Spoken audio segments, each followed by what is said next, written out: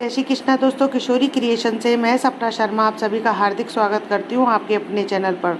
दोस्तों, आज के वीडियो में मैं आपके लिए कार्तिक मास में सुनी जाने वाली कथाएं लेकर के आई हूँ। तो कथा सुनते समय पर बीच बीच में हुकारा भरते तो आप भी हुकारा अवश्य भरिएगा, जिससे आपको भी कथा का फल मिले।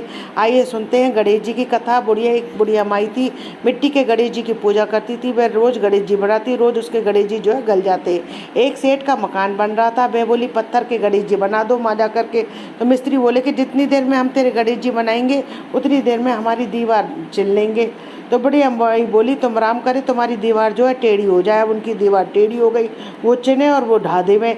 इस तरह करते करते सुबह से शाम हो गई। शाम को सेठ आया, उसने कहा, तुमने आज कुछ भी काम नहीं किया है। वो कहने लगे, एक बुढ़िया माई आई थी, वो कह रही थी कि मेरा पत्थर का गणेश गढ़ दो। हमने गढ़ा नहीं, और तो उसने कहा तुम्हारी दीवार टेढ़ी हो जाए। तो जब से हम सुबह से बार बार इसे बना रहे, टेढ़ी हो रही है, हम इसे ढा दे रहे। सेठ ने बुढ़िया बुलाई और सेठ जी ने कहा, हम तेरे गणेश सोने के गढ़वा देंगे, तुम हमारी दीवार सीधी कर दो। सेठ ने बुढ़िया को सोने का गणेश दिया। सेठ की दीवार सीधी हो गई। जैसे सेठ जी के दीवार सीधी करी गणेश जी महाराज ने, वैसे सबकी करना। कथा अधूरी हो तो पूरी करना, कहते को सुनते को, हुकारा भरते को सबकी मनोकामना पूरी करना। बोलो गणेश जी महाराज की जय। लक्ष्मी जी की कथा। एक ब्राह्मण था, रोज पीपल में जल चढ़ाने जाता था। पीपल में से एक लड़की कहती, पिताजी मैं तुम्हारे साथ चलूंगी। ब्राह्मण सूखने लगा। ब्राह्मण बोली, क्या बात है, तुम क्यों रोज सूखते जा रहे हो? तो ब्राह्मण बोला, पीपल में से एक लड़की कहती है, पिताजी मैं तुम्हारे साथ चलूंगी। बोली, कल ले आना, जहाँ 6 रह रही हैं वहाँ 7 भी रह लेगी। वह दूसरे दिन उसे ले आए। एक दिन आटा मांगने गया तो थैला भर भर के मिला। बाहर माँ आटा छानने लगी तो वह बोली, माँ मैं छानूंगी। तो बोली, ना बेटी, धौली धौली हो जाएगी। बेटी ने कहा, ना माँ मैं छानूंगी।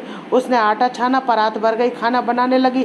तब बोली, माँ मैं बनाऊंगी। तो माँ बोली कि नहीं बेटी, तेरी उंगली जल जाएंगी, ना मैं ही बनाऊंगी। उस रसोई में उसने 36 प्रकार के भोजन बनाए, सबको भर भर के पेट खिलाया। और दिन तो भूखे रहते थे, उस दिन सबने जो है भर भर के खाना खाया। ब्राह्मणी का भाई आया, जी मुझे तो भूख लगी है, रोटी खाऊंगा।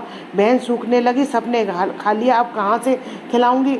बेटी बोली, माँ क्या बात है, तेरा मामा आया है, रोटी खाएगा। वो रसोई में गई, 36 प्रकार के भोजन बनाए और लाकर मामा को जमा दिए। जी ऐसा भोजन कभी नहीं खाया जैसा आज खाया है।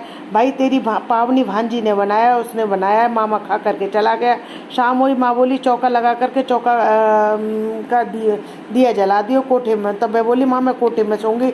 ना बेटी तू डर जाएगी। बोली, ना माँ मैं कोठे में ही सोऊंगी। वह कोठे में सो गई। आधी रात को उठी, चारों तरफ आँख मारी तो धनी धन हो गया। अब वह बाहर जाने लगी तो बाहर बूढ़ा ब्राह्मण सो रहा था। तो ब्राह्मण बोला, बेटी तू कहाँ चली? बोली, मैं तो लक्ष्मी माता हूँ, इसके 6 बेटी है, इसका दरिद्र दूर करने आई थी मैंने। तेने करवाना हो तो तू भी करवा ले। तो उसके घर में भी चारों तरफ आँख फिराई, घर में धनी धन हो गया। सुबह ढूंढ मची कि पावनी बेटी कहाँ गई, पावनी बेटी कहाँ गई? ब्राह्मण बोला, वो तो लक्ष्मी माता थी, तेरे साथ साथ मेरा भी दरिद्र दूर कर गई। जैसे लक्ष्मी माता ने उसका दरिद्र दूर किया, वैसे सबका करे। कथा सुनते और हुकारा भरते सबकी मनोकामना पूरी करना। बोलो लक्ष्मी माता की जय। तुलसी जी की कथा। कार्तिक के महीने में सब कोई तुलसा माता को सींचने जाती, सब कोई तो सींच करके आती जाती। पर एक बुढ़िया माई आती और तुलसा माता से रोजाना कहती, तुलसा माता सतकी दात, मैं बिड़ला सींचू तेरा, तू कर निस्तारा मेरा। तुलसा माता अड़वा दे, लड़वा दे, पीताम्बर की धोती दे, मीठा मीठा घास दे, वैकुंठ का वास दे, चटके की चाल दे, पटके की मौत दे, चंदन की काट दे, झालर की झड़कार दे, साई का राज दे, दाल भात का जीवन दे, पारस का निंदे, कृष्ण का कंधा दे। इतनी बात सुनकर तुलसा माता सूखने लगी। एक बार श्री कृष्ण भगवान उसके पास आए तो उनसे पूछा, कि इतनी औरतें तुम्हारे पास आती हैं, रोज तुमको नित्य नए पकवान जमाती हैं, फिर भी तुम सूख रही हो, क्या बात है? तुलसा माता ने कहा कि एक बुढ़िया माई आती है जो रोजाना इतनी बात कहती है, मैं सब कुछ दे दूंगी, पर आपका कंधा कहाँ से दूंगी? थोड़ी दिन बाद बुढ़िया माई मर गई। सब कोई उसको उठाने लगे, पर वह इतनी भारी हो गई कि किसी से उठे ही नहीं सका। कोई कहने लगा कि पाप घाट की माला फेरती थी जिससे इतनी भारी हो गई है। भगवान बूढ़े ब्राह्मण का रूप धारण करके आए, सबसे पूछने लगे कि भाई इतनी भीड़ क्यों हो रही है? सब बोले, एक बुढ़िया माई थी, पाप दी थी, इसलिए किसी से नहीं उठ रही है। तब भगवान बोले कि मैं इसके कान में कुछ कहूँ तो बुढ़िया, इसके कान में मुझे एक बात कहने दो तो वह उठ जाएगी। तब सबने कहा कि तू भी मन की निकाल ले। भगवान ने जाकर के उसके कान में कहा, बुढ़िया माई तू मैं बिरला सींचू मेरा, बेड़ा सींचू मेरा, तू कर निस्तारा, मैं करूँ निस्तारा तेरा। बुढ़िया माता अड़वा ले लड़वा ले, पीताम्बर की धोती दे, मीठा मीठा घास दे, बैकुंठ का बास दे, चलके की चटके की चाल दे, पटके की मौत दे, चंदन की काट दे, झालर की झड़कार दे, साई का राज दे, दाल भात का जीमट दे, कृष्ण का कंधा दे। इतना सुनते ही बुढ़िया माई हल्की हो गई, भगवान कंधे पर ले गए, उसकी मुक्ति हो गई। हे तुलसा माता, जैसे उसकी मुक्ति करी वैसे सबकी मुक्ति करना। कथा अधूरी हो तो पूरी करना, पूरी हो तो मान करना। बोल तुलसा मैया की जय। पीपल पथवारी की कथा। एक बुढ़िया माई थी, उसने अपनी बहू से कहा कि तू दूध दही बेच करके आ। बहू रोजाना दूध दही बेचने जाने के लिए जाने लग गई। रास्ते में उसे औरतें पीपल पथवारी सींचती हुई मिली, तो उसने उनको सींचता देख करके उनसे पूछा कि बहनों तुम ये क्या कर रही हो। तो औरतें बोली हम पीपल पथवारी सींच रहे, इससे अन्न धन होता है, 12 वर्ष का बिछड़ा पति मिलता है। तो बहू बोली अगर ऐसी बात है तुम पानी से सींचती हो तो मैं इसे दूध से सींचूंगी। गुजरी बहू रोजाना दूध दही बेचने नहीं जाती, अब रोजाना दूध से तो पीपल और दही से पथवारी को सींचती। सास दूध दही का दाम मांगती तो वह कह देती महीना पूरा हो जाने पर दूंगी। कार्तिक का महीना आया, पूनों का दिन, बहू पीपल पथवारी के पास जाकर बैठ गई। पथवारी ने पूछा कि तू क्यों मेरे पास बैठ गई है। तो बहू बोली सास दूध दही का दाम मांग रही है, मांगेगी। पीपल पथवारी बोली कि पीपल पथवारी के पास जाकर बैठ गई। पथवारी ने पूछा कि तू क्यों मेरे पास बैठ गई है। तो बहू बोली सास दूध दही का दाम मांग रही है, मांगेगी। पीपल पथवारी बोली कि मेरे पास क्या दाम रखा है, ये भरा डीडा पान धतूरा, इनको ले जा। और बहू ने वही ले जाकर के कोठरी में रख दिया और डर के मारे चादर ओढ़ के सो गई। सास बोली बहू पैसे ला, बहू बोली कोठरी में रख दिया है। सास ने कोठरी खोल करके देखा तो उसमें तो हीरा मोती जगमगा रहे थे। सासी बोली बहू इतना धन कहाँ से लाऊं। बहू ने भी जाकर के देखा तो उसे बड़ा आश्चर्य हुआ और सच्चे में ही धन हुआ भरा हुआ देख करके वह आश्चर्यचकित रह गई। बहू ने सास को सारी बात बता दी। सास ने कहा अब के कार्तिक में पथवारी मैं भी सींचूंगी। कार्तिक आया, सास दूध दही तो बेच आती और हांडिया धो करके पीपल पथवारी पर चढ़ा देती। आकर बहू से कहती मेरे से दाम मांग। तो बहू कहती सासू जी कोई बहू से भी दाम मांगता है क्या। पर सास कहती कि तुम मांग। तो बहू बोली लाओ सासू जी पैसे लाओ। बहू बोली मैं महीना आने पर दूंगी। फिर वह महीना आया तो पीपल पथवारी के पास जा करके बैठ गई। पीपल पथवारी ने सास को पान धतूरा बीड़ा दे दिया, उसने ले जा करके कोठरी में रख दिया। अब बहू खोल कर देखो तो उसमें कीड़े मकोड़े बिलबिला रहे थे। बहू ने कहा सासू जी ये क्या। सास ने आकर देखा तो बोलने लगी कि पीपल पथवारी ने तो बड़े दोगलापन किया है, उसने तो मैं तो बड़ी पटपीटन है, उसने तो मेरे को धन नहीं दिया, मुझको कीड़े मकोड़े दिए और तुमको तो उसने हीरे जवाहरात कर दिए। जब सब कहने लगे बहू ने तो जो है सत के भाव से सींची थी, तुमने लालच से जो है पीपल पथवारी सींची, इस कारण के तुम्हारी ऐसी हालत हुई है। तुम पीपल पथवारी के पास ही जाओ, उनसे ये सिमटारा करने के लिए कहो। वह डोकरी पीपल पथवारी के पास गई, उनके हाथ जोड़े, नाक रगड़ी और उनसे कहा कि आपने ये जो सकेरा फैलाया उसे समेटो। जब पथवारी मैया ने कहा बहू तो सत की भूखी सींचती थी, तूने धन की भूखी सींचा, इस कारण क्या तेरा ऐसा हुआ। तब पथवारी मैया ने अपनी माया समेट ली और उसको माफ किया। हे पथवारी माता, जैसा आपने बहू को दिया वैसा सबको देना, जैसा सास को दिया ऐसा किसी को मत देना। कथा अधूरी हो तो पूरी करना, पूरी हो तो मान करना। गंगा जमुना की कथा। एक गंगा थी एक जमुना थी, दोनों बहनें एक साहूकार के खेत में से जा रही थी। जमुना ने 12 दाने गेहूं के खेत में से तोड़ लिए। गंगा बोली बहने यह तो चोरी हो गई, तुझे तो पाप लग गया। जमुना बोली कि ये अब कैसे उतरेगा। गंगा बोली 12 बरस साहूकार के नौकरी करने से उतरेगा। जमुना साहूकार के यहाँ रह गई और बोली मुझे नौकरी पर रख लो, 4 काम छोड़ करके मैं तुम्हारे सारे काम कर दूंगी। एक तो झूठे बर्तन नहीं उठाऊंगी, झाड़ू नहीं लगाऊंगी, सेज नहीं बिछाऊंगी और दिया नहीं जलाऊंगी। साहूकार ने उसे नौकरी पर रख लिया। 12 बरस बाद कुंभ का मेला आया।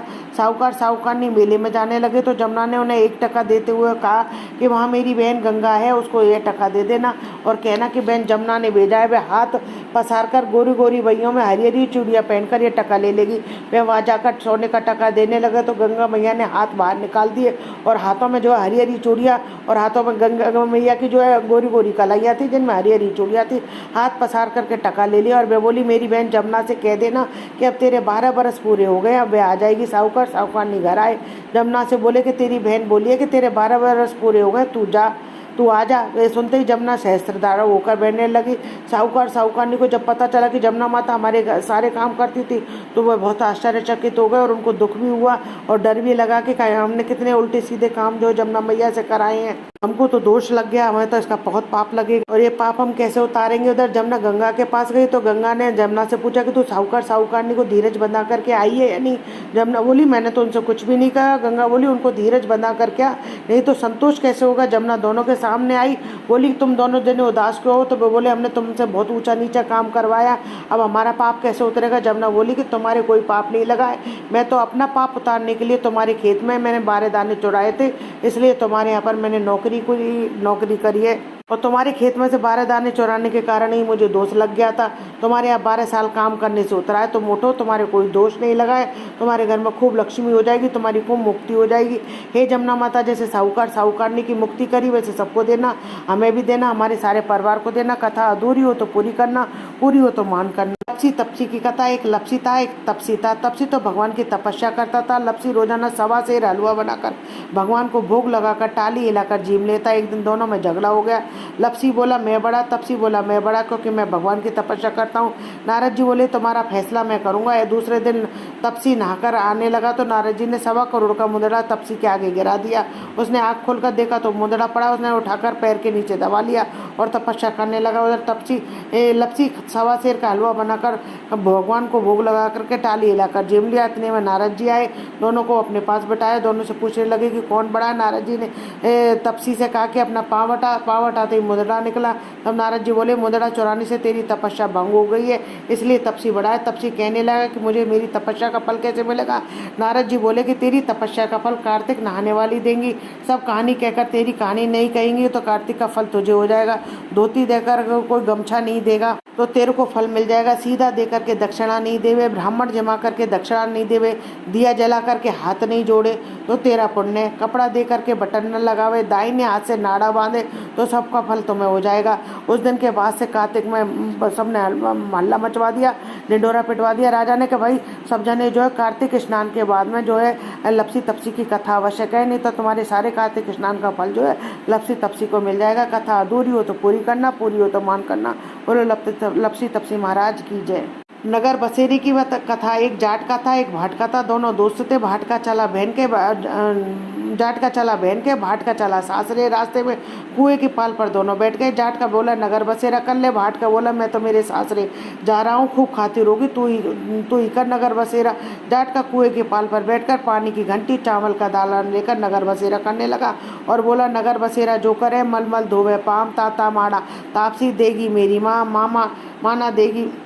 माना देगी पापसी, देगी द्वारकावास, मीठा मीठा घास, वृंदावन का बांस, 5 कुल्टी छठी रास, बेरो जिबड़ो श्री कृष्ण के पास, डालू पानी हो जाएगी, झट से निकल जाए मेरा जी, कहकर के चल पड़ा। जाट का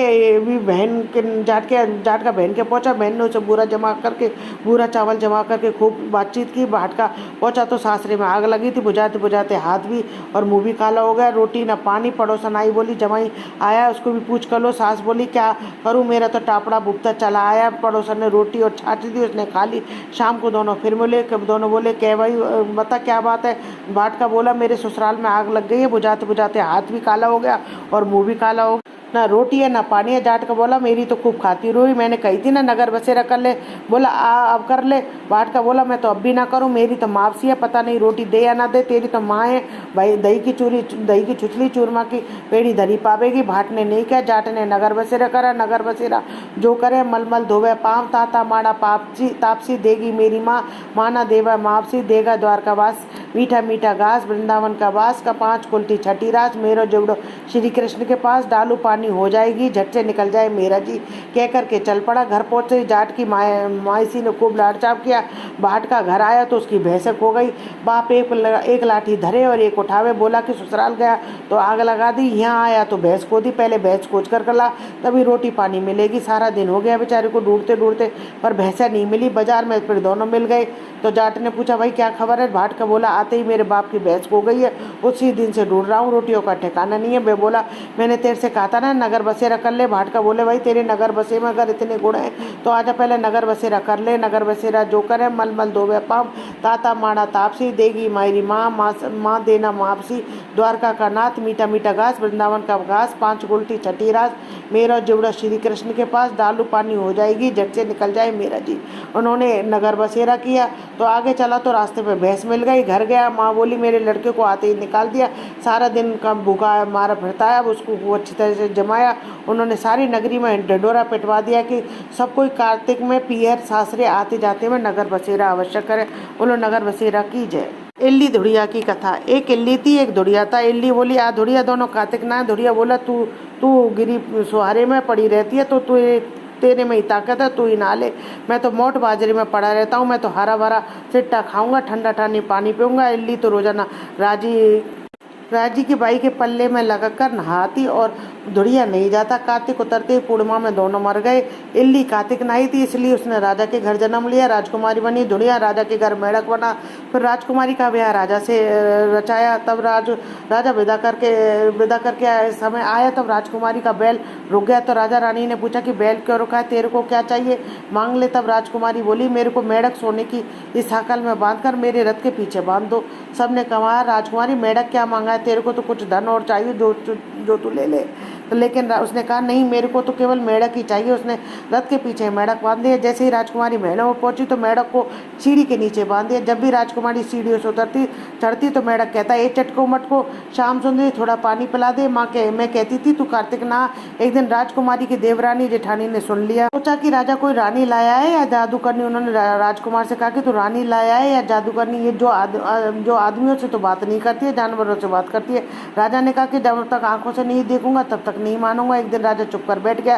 राजकुमारी महलों से उतरी तो फिर मेढ़क ने यही कहा और रानी ने भी वही जवाब दिया। तब राजा तलवार लेकर खड़ा हो गया और कहा कि तू मेढ़क से क्या बात करती है, सच्ची बता नहीं तो तलवार से काट दूंगा। रानी बोली पिछले जन्म में मैं तो एक इल्ली थी और यह दुनिया था। मैंने इसको कहा था कि आप दोनों कार्तिक नहाएंगे, यह तो नहीं नहाया, मैं नहा ली, इसलिए हम दोनों पिछली बात करते हैं। राजा ने कहा कार्तिक में गंगा नहाने का इतना फल है तो हम दोनों जोड़े से कार्तिक नहाएंगे, खूब दान पुण्य करेंगे, जिससे हमें आगे और ज़्यादा फल मिलेगा। दोनों कार्तिक नहाने लगे। राजा के घर में खूब धन संपत्ति हो गई। हे कार्तिक महाराज, जैसा इल्ली को दिया वैसा सबको देना, जैसा धुड़िया को दिया ऐसा किसी को मत देना। बोलो इल्ली धुड़िया की जय। नित्य नेम की कथा। दो माँ बेटी थी, वह रोजाना नित्य नेम की कहानी कहा करती थी। उसकी बेटी ने कहा माँ मैं नित्य नेम की कहानी कहूँगी। माँ ने कहा बेटी तेरी कहानी ससुराल में कौन सुनेगा। उसने जिद की और नित्य नेम की कहानी कहने लगी।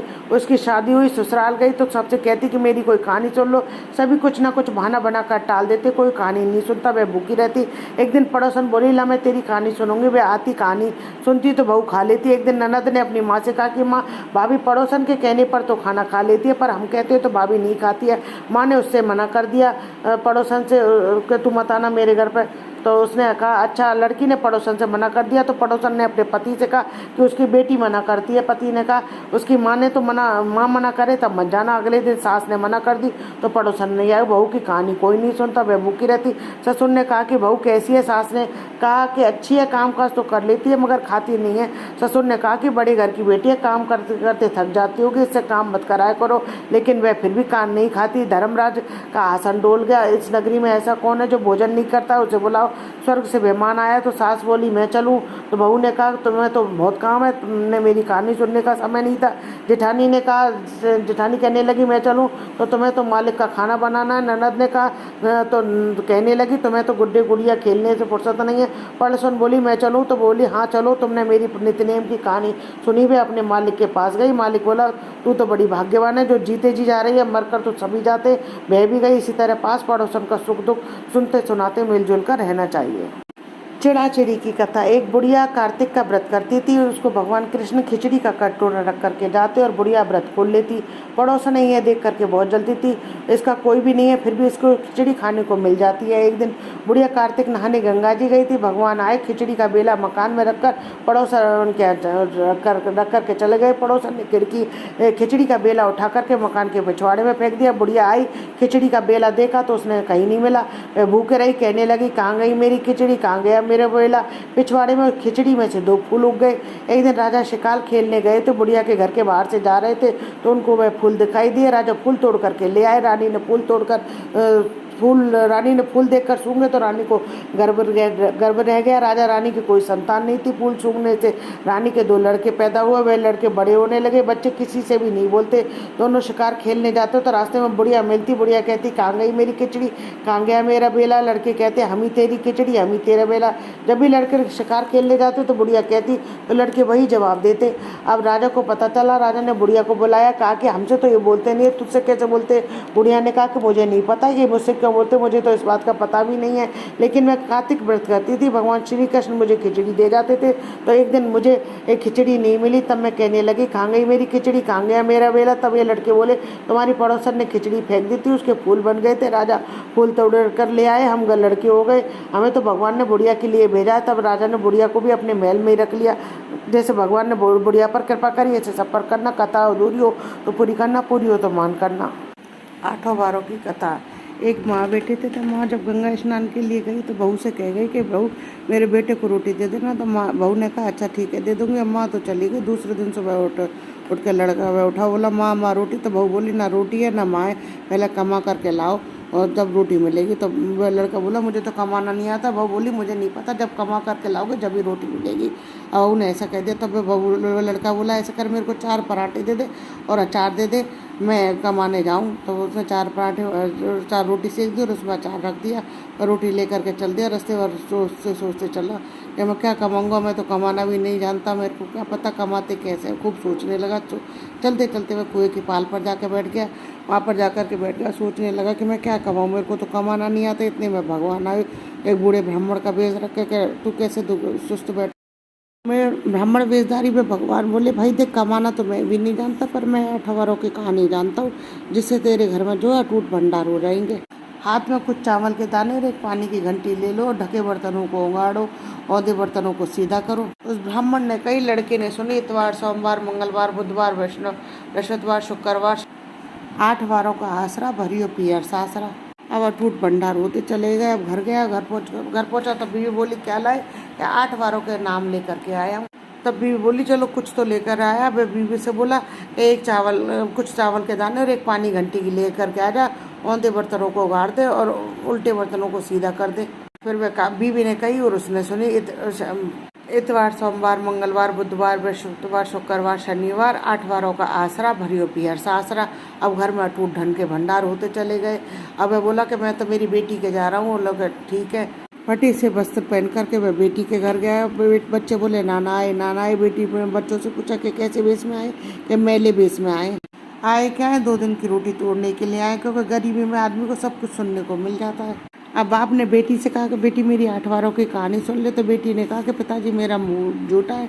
पिता बेचारा भूखा ही सो गया। अब बेटी को अगले दिन तरस आ गया। तो मैं बोली पिताजी लाओ अपनी 8 वारों की कहानी कह दो। तो बोले बेटा थोड़े से हाथ में चावल के दाने ले ले और एक घंटी पानी ले आओ, उन बर्तनों को तो सीधा कर दे और जो ढके बर्तनों को उगाड़ दे।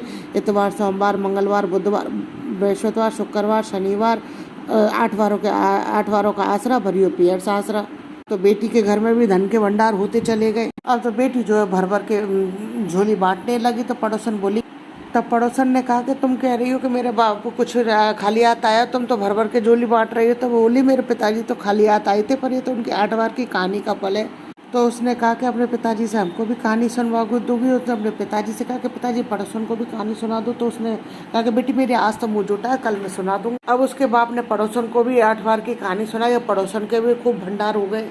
अब ऐसे ही उस ब्राह्मण की 8 वार की कहानी से सबके अटूट भंडार भर गए। ऐसे ही भगवान सबके अटूट भंडार भरियो, कहते सुनते हुकार बढ़ते, सबकी मनोकामना पूरी करियो। कथा अधूरी हो तो पूरी करना, पूरी हो तो मान करना। कार्तिक की कहानी। एक बुढ़िया माई गंगा स्नान करने के लिए जा रही, तो उसके बेटे ने अपनी पत्नी से कहा कि ऐसा करो माँ के लिए कुछ लड्डू बना दो, ताकि पूजा करने के बाद में अपना नाश्ता कर लिया करेंगे। अब बहू ने जो है जल भून करके सास के लिए लड्डू बांध दिया। बुढ़िया कार्तिक नहाने के लिए चली गई। बेटा उनको नदी के किनारे पर एक कुटिया बना करके छोड़ आया था। बुढ़िया माई रोजाना सुबह जल्दी उठती, स्नान आदि से निवृत्त होकर के कथा वगैरह कह करके लड्डू खाने के लिए बैठती। तो हनुमान जी के रूप में एक बंदर आकर के बैठ जाता और बुढ़िया माई उन्हें प्रसन्न होकर के लड्डू खिला देती है। इसी तरह करते करते पूरा कार्तिक मास निकल गया। अब कार्तिक का महीना समाप्त। हनुमान जी के रूप में, बंदर के रूप में हनुमान जी आमे और लड्डू खा करके बुढ़िया माई के चले जामे। अब हनुमान जी प्रकट हुए, लात मारी तो वो कुटिया जो है उड़ गई और वहाँ महल बन गया। और महल में धन के भंडार हो गए। बुढ़िया माई जो है निरोगी हो गए, कंचन काया मिल गई उसको। तो अब बुढ़िया माई खूब धूमधाम से खूब सारा धन लेकर के बेटे के पास गई। सास को देख करके बहू ने सोचा क्यों ना अगले कार्तिक के महीने में, अगले साल कार्तिक में मैं मेरी माँ को भी स्नान कराऊंगी। अब कार्तिक का महीना आया, बहू ने खूब लावड़ चाप से माँ के लिए लड्डू बनाए और अपने पति से कह करके माँ को भी कार्तिक स्नान के लिए गंगा किनारे छुड़वा दिया। अब बहू की माँ जो है रोजाना सुबह उठ करके ना नहाती ना धोती ना पूजा पाठ करती और लड्डू लेकर के खाने के लिए बैठ। हनुमान जी के रूप में बंदर वहाँ आकर के बैठ जाता तो वह उनमें पत्थर मार करके कहती मेरा ही पेट नहीं भरा, मैं तुझे कहाँ से दूं।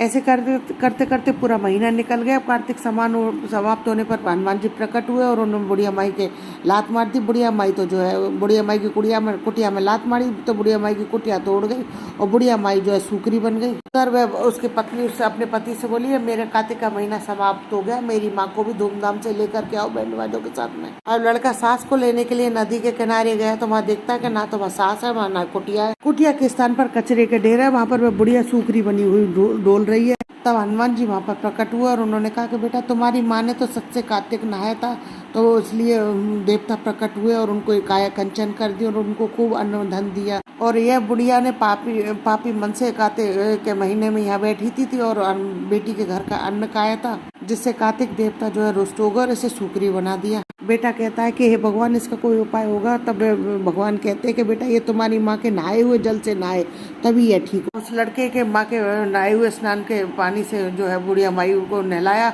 तब वह बुढ़िया माई जो है ठीक हुई। अब उसके बाद में उस लड़के की सास भी जो है सच्चे मन से कार्तिक नहाने लगी और पूजा करने लगी। कार्तिक देवता उसकी माँ पे बरसे वैसे सब पे बरसना, सास पे बरसे ऐसे किसी पे मत बरस। दोस्तों ये कार्तिक मास में सुबह स्नान के बाद में सुनी जाने वाली मैंने सारी कथा आपको सुना दी है। यदि आपको मेरा ये वीडियो पसंद आए तो प्लीज़ मेरे वीडियो को ज़्यादा से ज़्यादा लाइक और शेयर करें। यदि आप मेरे चैनल पर नए हैं तो चैनल को सब्सक्राइब करना ना भूलें, पास ही वह बेल आइकन को दबाएँ जिससे मेरे आने वाले नए वीडियो का नोटिफिकेशन आपको मिल जाए। हिंदू धर्म रीति रिवाज कथा कहानी जानने के लिए चैनल पर बने रहने के लिए बहुत बहुत धन्यवाद। जय श्री कृष्णा दोस्तों, राधे राधा।